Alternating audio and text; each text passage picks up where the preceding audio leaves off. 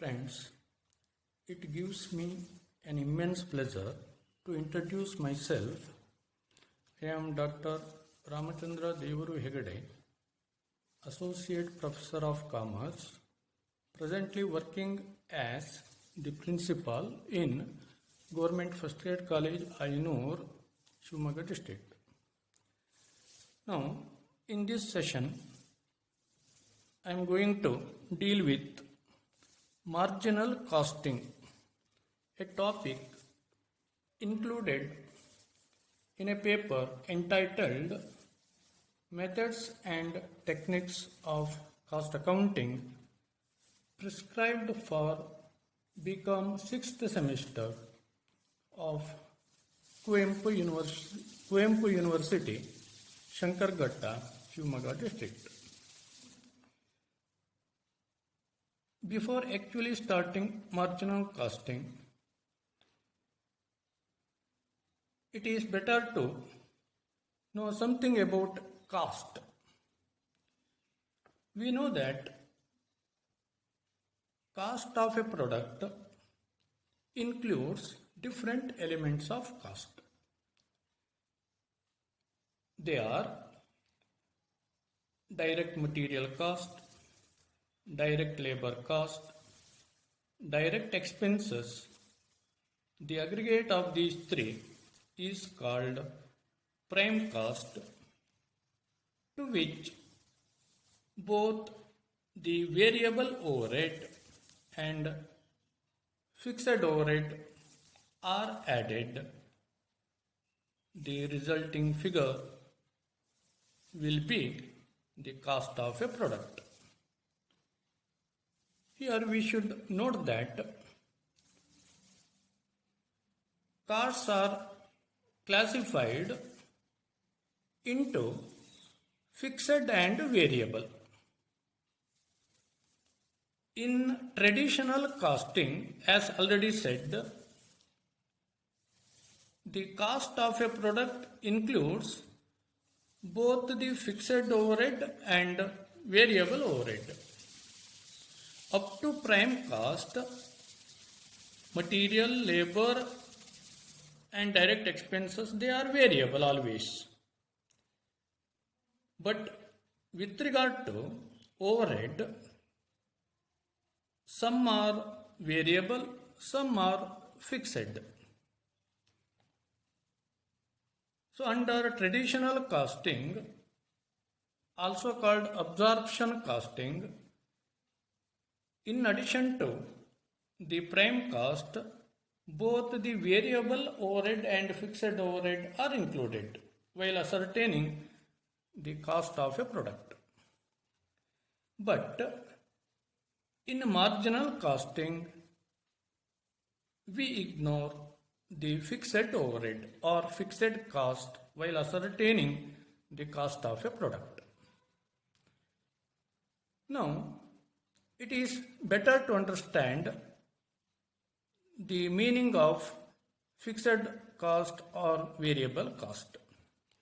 Fixed costs are those costs which do not vary but remain constant within a given period of time and range of activity in spite of changes in production.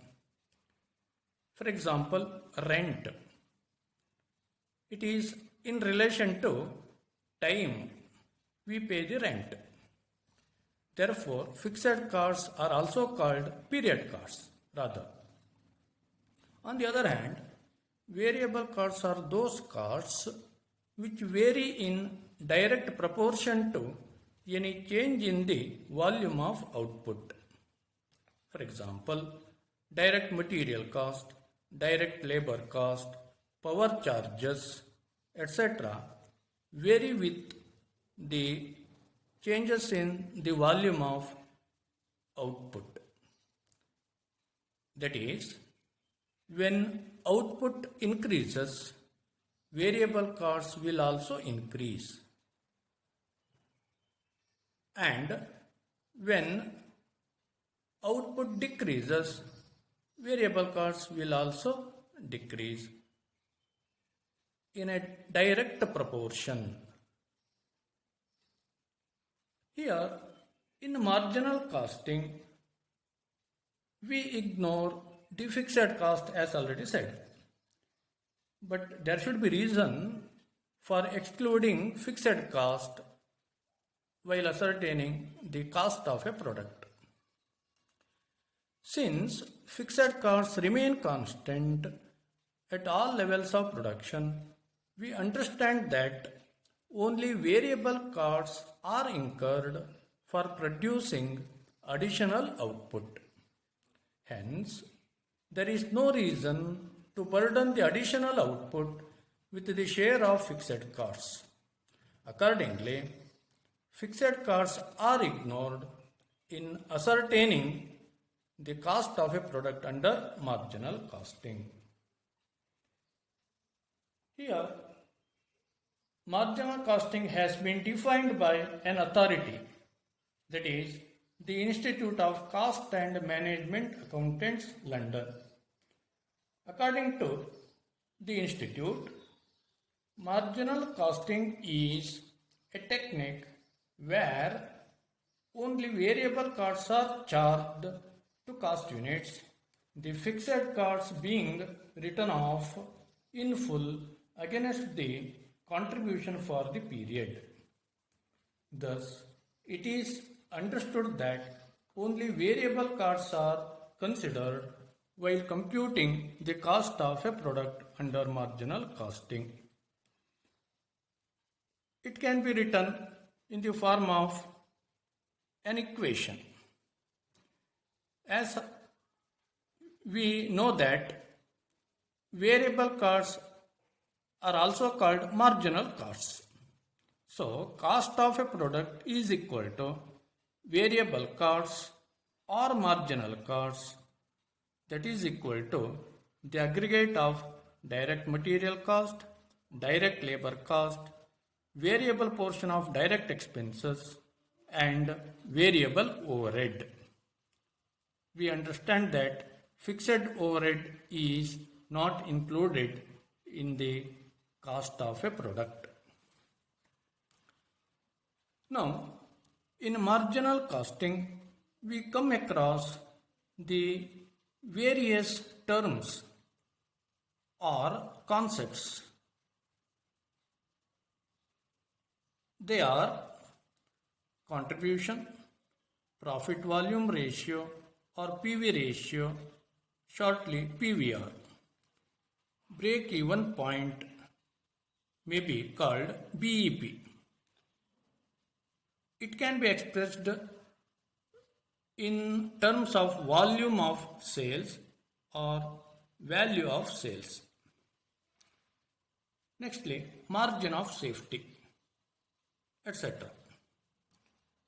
Hereafter, we may consider each one of these terms one by one. Firstly, let us consider contribution. The difference between selling price of a product and its marginal cost, also called variable cost, is known as contribution. In other words, the excess of sales over marginal costs of a product may be referred to as contribution. It is also called gross margin. It is written in the form of an equation. Contribution is equal to sales minus marginal costs. Or it can also be computed per unit. Contribution per unit is equal to selling price minus marginal cost per unit. Further, when we are given sales value and we know PV ratio, directly we can compute contribution. That is, contribution is equal to sales into profit volume ratio.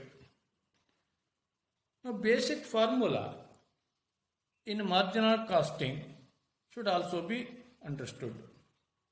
That is, sales minus marginal cost is equal to contribution. Contribution minus fixed cost is equal to profit. Therefore, sales minus marginal cost is equal to contribution, which is equal to the aggregate of fixed costs and profit. That is, contribution is equal to fixed costs plus profit.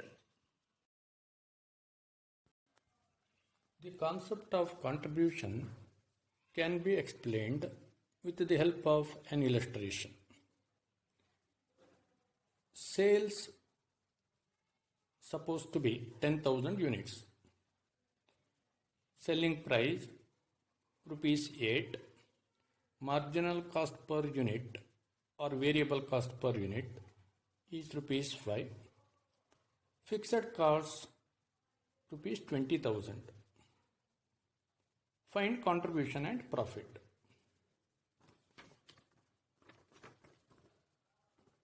See, contribution is equal to sales minus marginal costs. This is the formula to be followed now. Sales, quantity of sales is given 10,000 units. Selling price is also given. The product of these two is value of sales. So 10,000 units into rupees 8. So it comes to 80,000 rupees. So total sales 80,000. Marginal costs 10,000 units volume of sales 10,000 units into rupees 5. Marginal cost per unit is 5. So 10,000 units into rupees 5. So 50,000 is the marginal cost. The difference between these two, 80,000 minus 50,000. So contribution is rupees 30,000. Now contribution can also be computed in an alternative way.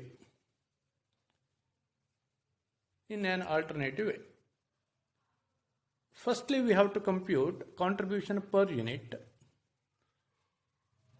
which is equal to the difference between selling price and marginal cost per unit. So contribution per unit is equal to selling price minus marginal cost per unit, rupees 8 selling price, marginal cost per unit is rupees 5.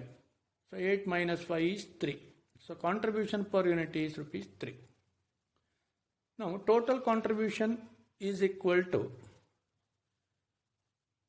the number of units sold into contribution per unit. So 10,000 units into rupees 3, it also comes to now rupees 30,000. So contribution is therefore rupees 30,000. Now profit under marginal costing is equal to the difference between contribution and fixed costs. So profit is equal to contribution minus fixed costs. So 30,000 minus 20,000. Fixed costs are given 20,000. So 30,000 minus 20,000 is equal to 10,000. So 10,000 is the profit. In this way, contribution can be computed and profit is also obtained under marginal costing. To summarize, contribution is equal to the difference between sales and marginal cost of sales. As already said, marginal cost is nothing but the variable cost. So difference between sales and marginal cost is equal to the contribution. Now let us consider the other term which we come across in marginal costing, that is profit volume ratio, PVR. PVR establishes a relationship between the contribution and the sales value. Ratio between the contribution and sales is called PVR. It is also called contribution to sales ratio. PVR can also be expressed in terms of percentage. We have number of formulae to compute PVR. That is, depending upon the available information, we have to apply the relevant formula. Let us consider them one by one. PVR is equal to contribution by sales into 100. When we multiply by 100, we get the contribution ratio, contribution to sales ratio in terms of percentage. Otherwise, we will get the proportion. Usually it is expressed in terms of percentage. So PVR is equal to contribution by sales into 100. Or it may also be computed alternatively.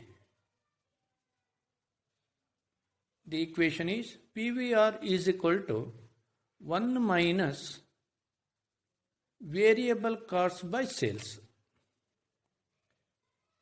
Here, variable cost by sales is nothing but variable cost ratio. The ratio between variable costs and sales is called variable cost ratio. Since the sum of PVR and VCR, PVR is PV ratio, VCR is variable cost ratio. The sum in the sense the aggregate, the total. The sum of PVR and VCR is equal to 1 or 100%. We can also write VCR is equal to 1 minus PVR or PVR is equal to 1 minus VCR. So, while computing PVR, if we are given with variable costs and sales, then we have to apply this formula. PVR is equal to 1 minus variable cost ratio, 1 minus variable cost divided by sales. Sometime we will be given the information about 2 periods. For example, sales and profit for 2 periods are given. By comparing sales and profit, we have to obtain the change in profit and change in sales. In such a case, PVR can be computed with the help of a formula, that is PVR is equal to change in contribution divided by change in sales. Here we have to keep in our mind that fixed costs are assumed to be constant at all levels of production. Therefore, any increase in contribution would result in the same increase in profit also. That is, from one period to another period, when there is increase in contribution, we mean that it is exactly equal to increase in profit. So change in contribution is equal to change in profit. So the formula here is that PVR is equal to change in contribution divided by change in sales, or change in profit divided by change in sales. As already said, depending upon the available information, we have to follow or apply alternative formula. Now, the concept of PVR can be explained with an illustration, no doubt. Before that, let us understand another concept, that is break-even analysis. BEA, break-even analysis. Break-even analysis is an analysis which is concerned with the determination of the level of activity at which total costs become equal to total sales, and the determination of the probable profit at any level of activity. Break-even analysis establishes the relationship among the cost of production, volume of production, profit, and sales value. Accordingly, this analysis is also called cost volume profit analysis, shortly CVP analysis.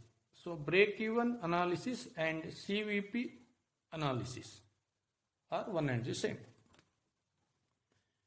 It is a technique through which the management can have an insight into effects on profit due to change in costs, both fixed and variable, and change in sales, both volume and value, and take appropriate decisions.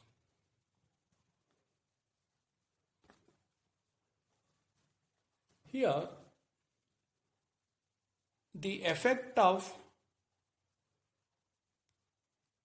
volume of production on profit, effect of volume of production on profit, the effect of cost of production on profit can be established with the help of an analysis which is popularly called break-even analysis. Here we have to understand the meaning of break-even point. What is break-even point? Break-even point, shortly BEP. It is that level of output or sales at which total sales revenue and total cost are equal, and hence there shall be neither profit nor loss. The point which breaks the total cost, fixed cost plus variable cost, and sales evenly to show the level of output or sales giving no profit nor loss is regarded as BEP. That is, at break-even point, sales are exactly equal to total cost. Total cost is nothing but the aggregate of fixed costs and variable costs. So sales is equal to, equation is that sales is equal to fixed costs plus variable costs. Since sales and total cost both are equal, there will be neither profit nor loss at break-even point. Naturally, beyond BEP, profit shall accrue to the business organization. Therefore, it is understood that break-even point is a point or level of output or level of sales at which there is neither profit nor loss due to equalization of sales revenue and total cost. Now, how to calculate BEP? The calculation of BEP is explained in Marginal Costing Part 2 with an illustration.